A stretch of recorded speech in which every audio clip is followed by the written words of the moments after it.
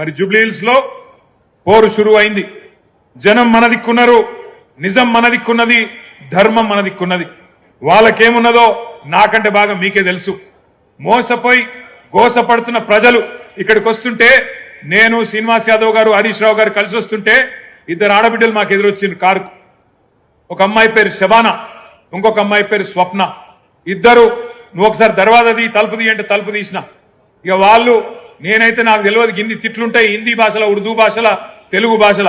గన్ని తిట్లు తిట్టిరు రేవంత్ రెడ్డిని. తెలుగు భాషల గిన్ని తిట్లు గిన్ని రకాలుగా తిట్టొచ్చని కూడా నాకు తెలియదు. గన్ని తిట్లు తిట్టి వాళ్ళు ఒకటే మాట చెప్పారు, అన్నా మీరు వచ్చే అవసరం లేదు, చెప్పే అవసరం లేదు, మా ఆడబిడ్డలు మేమే చూపెడతాం, ఒక దుర్గాదేవి లెక్క, ఒక కాళికాదేవి లెక్క భరతం పడతాం కాంగ్రెస్ పార్టీది, మోసం చేసినందుకు మేం చూసుకుంటాం వాళ్ళ సంగతి అని చెప్పి దోకాబడ్డ ఆడబిడ్డ శబానా చెప్పింది.